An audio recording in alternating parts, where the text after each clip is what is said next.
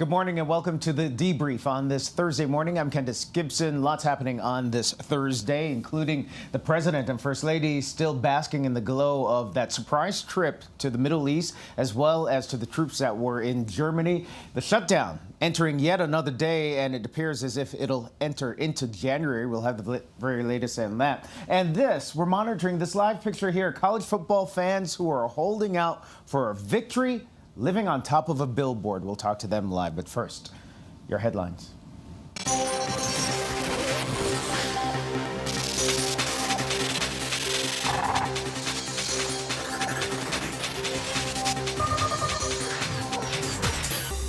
Shake up in the Saudi government. King Salman has ordered new people into several posts, including foreign minister, in the wake of the scandal over the killing of a reporter at the Saudi consulate in Istanbul. Officials on Indonesia are expanding the no-go zone around the still erupting volcano that set off last week's deadly tsunami. There are fears it could set off another one. The tsunami's blamed for the deaths of well over 400 people. A pair of environmental officials in Michigan have pleaded no contest to charges in connection with the water scandal in Flint. A half-dozen people have now taken similar deals. Tom Brady says he'll be back next season. The 41-year-old Patriots quarterback has struggled at times this season. Still, Brady and the Pats are headed back to the playoffs. In a new interview, Brady said his goal is to play next season and beyond that. His contract with the Patriots is up next season. 2019 would be 19 years after he was drafted in 2000.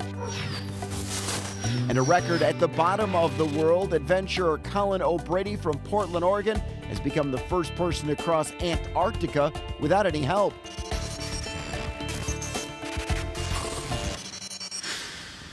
All right, let's get right to it. President Trump is back in the U.S. after that surprise trip to the war zone, his first in 2 years as president, but he's facing a lot on his agenda once he gets back here to Washington, D.C. Our Tara Palmieri is joining us from Washington Bureau right now. And Tara, of course, the shutdown enters another day, and there are many other things on his list.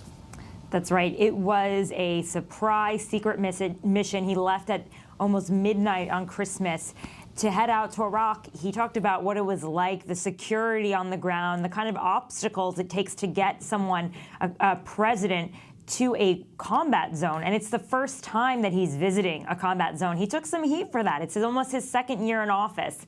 And so, but at this point, President Obama had already been to 2 combat zones. So, here he is describing what it was like landing in Iraq.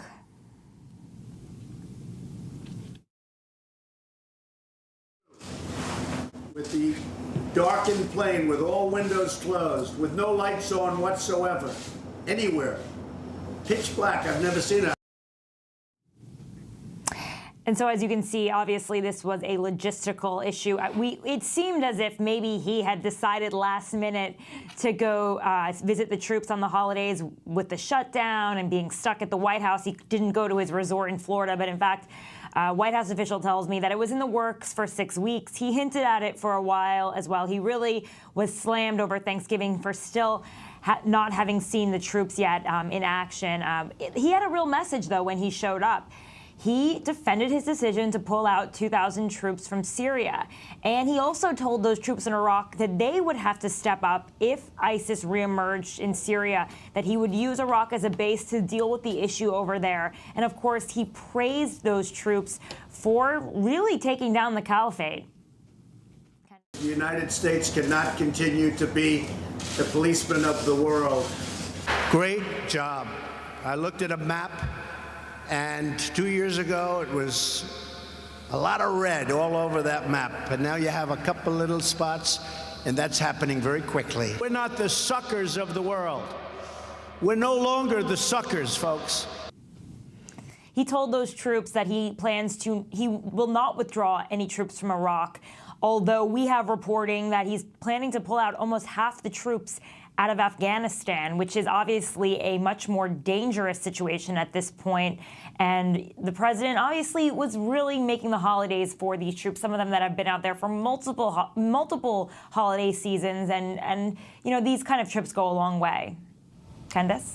Yeah, they do. A lot of people giving him, however, as they do, some heat for his speech to those troops, saying it sounded more like a campaign speech than it did sound like an attaboy or trying to rally the troops up. As we mentioned, though, he is facing that shutdown once back here and back to business.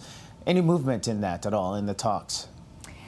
Really, negotiations have been at a standstill. Senate is back in session today, but they come in at 4 o'clock this afternoon.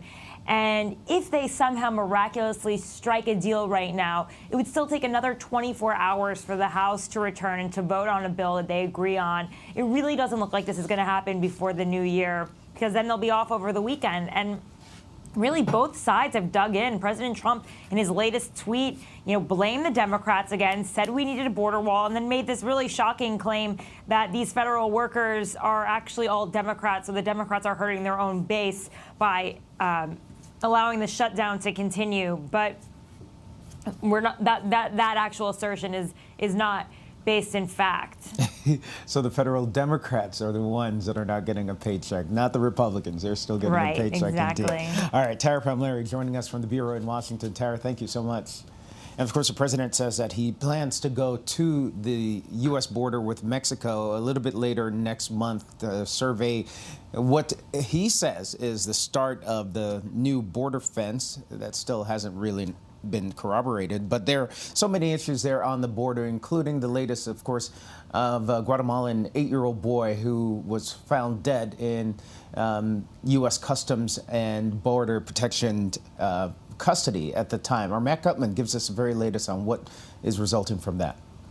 Hey, Candace, after months of warning, Homeland Security is finally admitting that not only is the system broken, but that it needs help. Now, Secretary Nielsen has asked for the U.S. Coast Guard to come help and reassess the Customs and Border Protection medical facilities and medical programs on the ground. That as CBP is also conducting a full assessment of all and medical check of all children in its care under the age of 10. They are also trying to reassess what's going on at their incredibly overcrowded facilities. Now, one of the major problems is that these facilities were designed for single adult males, not for families. And now they're being inundated with a record 25,000 families just in the month of December. Now, to put that in perspective, the CBP commissioner told me that in the entirety of 2013, they did not get 25,000 children. And that's basically the number of kids that they've gotten just in the month of December alone in this year. So they are being completely overwhelmed. And despite months of warning, they haven't actually built up and beefed up their medical preparedness. So that is something that is now currently being addressed, according to Secretary Nielsen. But she also lashed out at folks who she says are championing open borders. She's also blaming to some degree the families who are bringing children of these young ages, 7, 8, 9, 10, across the border and putting them through these perilous journeys. But we are now learning that there are a number of investigations afoot. Congress is saying that is going to launch an investigation. CBP has its own internal query and review going on, and there may be others coming down the pike. So what's happening, according to CBP, and why we're seeing this massive surge in families, is that smugglers and migrants, this is according to the CBP, are trying to exploit this loophole, essentially, in U.S. law that prevents the breakup of families. That means that families can't be detained for more than 20 days, and then they have to be kept together. So they come across the border, they're detained, and then they're released on their own recognizance ahead of a court date, which in many cases is 3 to 4 years down the road. Now, according to Customs and Border Protection data, 98.3% of families that come into the U.S.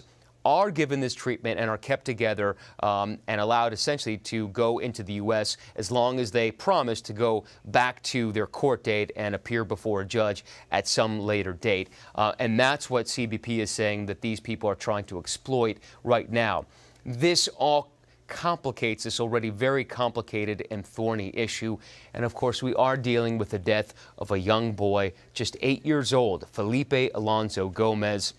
Now, from what we know from CBP and medical records, he was taken to a hospital in New Mexico with flu-like symptoms early on Christmas Eve. He was treated there. After a couple of hours, they found that he had a fever of 103. And 90 minutes later, they released him with a prescription for antibiotics. But that night, he took ill again. At first, his father said that his son was doing okay, did not need to be taken back to the hospital. Then his condition worsened. They rushed him back to the hospital. The father, according to the Guatemalan consulate, carrying the boy in his arms to the CBP vehicle. They rushed him to the hospital, but he died just minutes before Christmas. Again, that is being investigated as well, and an autopsy on that boy is also being conducted. Candace. Matt, such a tragedy for that family.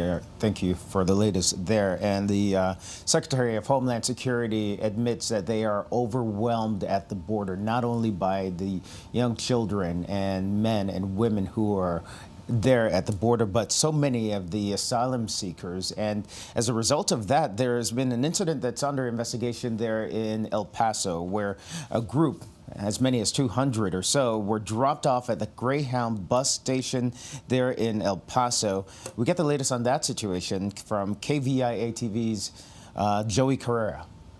Candace, right behind me is the Paso del Norte port of entry here in El Paso, Texas. This is where a lot of these migrants are first making their way into the United States. Last week, about 1,100 were dropped off into the streets of El Paso, and we know that today, 600 are expected. A spokesperson with the city of El Paso let us know that these migrants usually end up staying in our area for about 2 days before they head off to other parts of the country while they wait for their court appearances. We learned that the number of migrant families and unaccompanied minors who are caught trying to enter the United States illegally is actually rising dramatically. From November of 2017 to November of this year, U.S. Customs and Border Protection says there has been an 1,866% increase in family unit apprehensions in the El Paso sector, and that includes New Mexico. Apprehensions of unaccompanied minors also was on the rise, 254% between that same time frame. After the death of 8-year-old Felipe Gomez Alonso from Guatemala, CBP authorities say that they're going to be making some immediate changes. Now it plans to do welfare checks for detainees who are less than 10 years old. The agency also hopes to improve housing and speed up medical care for those who are sick. The Guatemalan consul said children should be the first priority. The Secretary of Homeland Security plans on making a visit to the border. We don't know exactly which portion of the border she'll be going to. And we did reach out to CBP for a statement on all of these changes and information that we let you know about. And because of the partial government shutdown, we were not given a response. In El Paso, Joey Carrera, ABC News Live. Of course, the shutdown. How convenient. Our thanks to Joey Carrera there at our station in El Paso. We move on now and to California, and a desperate search right now for an alleged cop killer that took place after what they call a routine traffic stop in Southern California in the town of Newman. Our Will Carr is following the latest there. Good morning, Candace. That manhunt is taking place right now across this area after the police officer was shot and killed just hours after Christmas. Authorities here say they had surveillance video of the suspect inside of a local gas station buying 2 packs of beer and cigarettes. He then walks out of that gas station and gets into a gray Dodge Ram, and they say that the shooting took place during a traffic stop just moments after that. 33-year-old Ranil Singh was shot and killed. He was a 7-year veteran of the Newman Police Department here in California. He was also a husband and a father to a 5-month-old baby boy. He is the 52nd member of law enforcement to be shot and killed in the line of duty this year. And you can see here outside of the police department, they have set up a memorial here. You can see they have balloons, they have some flowers. There's also a memorial fund that has been set up to help the officer's family. While this search continues, authorities have actually located the suspect's truck, that gray Dodge Ram. It was ditched in a mobile home park nearby, but there is still no sign of that suspect. This is a shooting that has really rocked this community and ripped one family apart just days after Christmas. Candace. Yeah, well, it's particularly hard any time of the year to have something like this happen, especially this time, no doubt. We hope they do find that cop killer at some point fairly soon. Our thanks to Will Carr there in the town of Newman in California. We're going to move on right now and to New York. The activities here in New York that's having repercussions all across the country. The stock market continuing the roller coaster ride. We had a banner day on the markets on Wednesday, the first day of trading after Christmas, and today, well, we're still trying to wrap our heads about where exactly this market is. Rebecca Jarvis can kind of give us a sense of what's going on. Hey, Candace. Yeah, are you scratching your head? Well, the only certainty here is volatility, and we've now seen that in the last couple of days where it's been the most dramatic lows and the most dramatic highs, with Christmas Eve, the worst sell-off ever on Christmas Eve, swinging to the best day ever for stocks. Their biggest single point gain in a day ever, the Dow up more than 1,000 points. So what's changed? Frankly, not a lot fundamentally. It's the same economy it is today as it was 5 days ago. We did receive some positive news on the consumer front. MasterCard says that Americans spent more than $850 billion over the holiday season. That was a 6-year record. Also, Amazon says they sold more items over the holiday season than ever before, and that really helped retail stocks. But overall, stocks were up across the board. Now, if you look back over the course of the year, the market is still down about 8%. So that nest egg, if you have money invested, is probably still down for the year. What lies ahead? Well, anybody who tells you they know the answer to that question without a doubt, they're probably trying to sell you something. The biggest certainty here is more volatility ahead. Candace? That indeed, and the markets did have a slow start to the morning. We can only hope that that volatility will end up being a positive vibe after all. Okay, so as you know, college football playoff season gets underway this evening on ESPN. Most of us are going to just watch the games from the comforts of our living room, the TV studio, a bar, drinks, whatever. But some diehard college football fans are living on top of that billboard right there near the stadium, Levi Stadium in Northern California, San Jose area. They're going to be live streamed, and they're going to sit it out while their teams play out. Jeanette Kim, Notre Dame fan, and Reuben Hunter, who's an Oklahoma fan, are joining us right. Go Irish. Go Irish. So a couple of questions. How long do you plan to stay out there? Oh, well, I won't be knocked out on the 29th. January Maybe he will be. 8th. January 8th. We'll be here the whole time. Cannot wait to win that national championship. Now I think we're going to be winning the national championship. We'll see. We'll see. We're trying to be polite, but. Okay, so their game's on Saturday. Jeanette, why? Why am I here? 3 square meals a day and a chance to attend the national championship to see my Irish win. I would be so honored and just so excited to see the Irish play at Levi's on January 7th and see them win. I actually went to the 2012 game against Miami, and that didn't turn out in our favor. There's a Bama fan here who I'll talk to him later about that, but it'd be great to see the Irish win. Okay, Reuben, why? Well, the rent is free. There's no lease up here. They're paying us to be up here. And so hey, things are great. We get to watch TV, watch the college football on the 75-inch TV screen TV. We get to yell at fans. It's just a blast. It's so much fun. Yeah, they do get a chance to win some cash throughout the whole tournament there. Did your parents kind of think that you were nuts? Absolutely, yeah. Yeah, okay. They already think I'm nuts, so it's fine. Yeah, I think they enjoy it, though. They're getting the whole family wild up about it. Yeah, and my mom, I was surprised how supportive she was, but it's not like you want to see your child on reality TV, but she knew I could keep it together at least a little bit, so here we are. So your activities are being live streamed to the world. Most of them, right? Yep. And you're okay with that?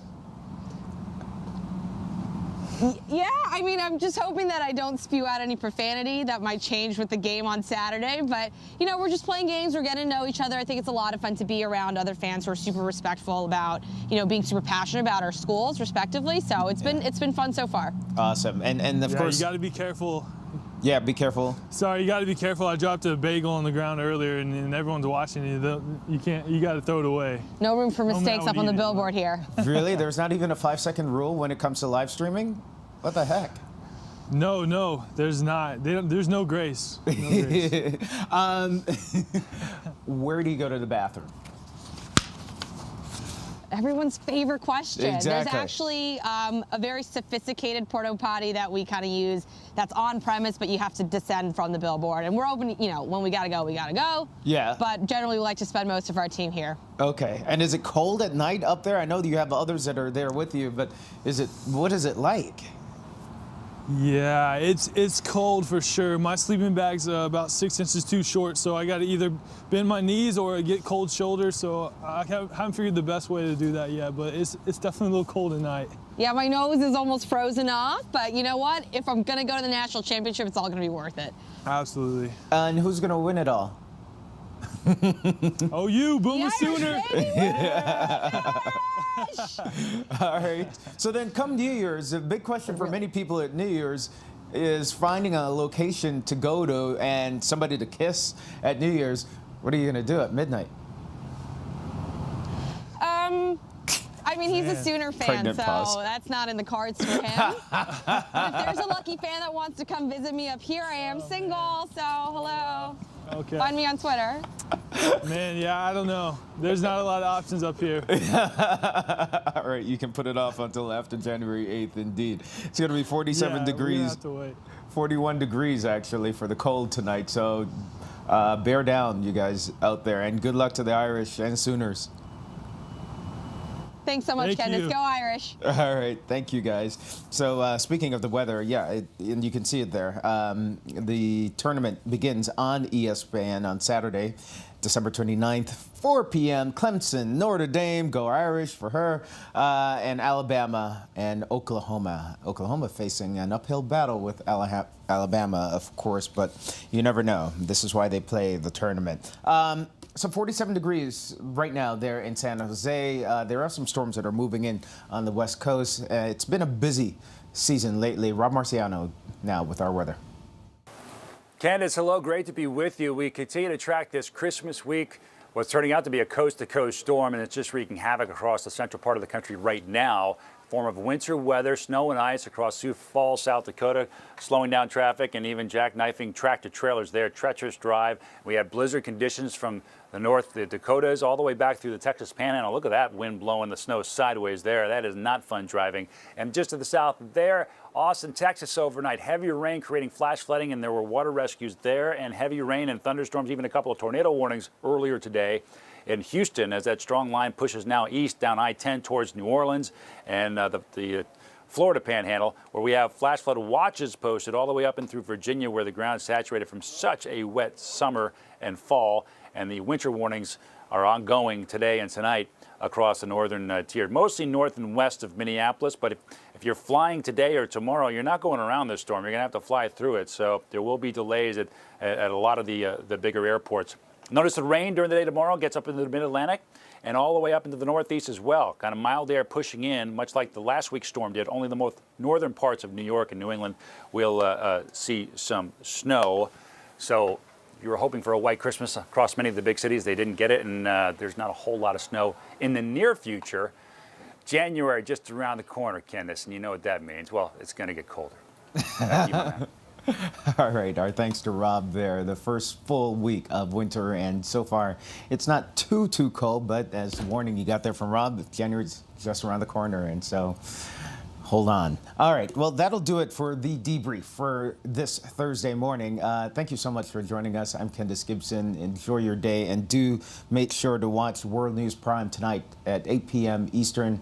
And also be sure to log on to the app and have the app, the ABC News app, for the very latest and breaking news and alerts. That's it. Have a great Thursday.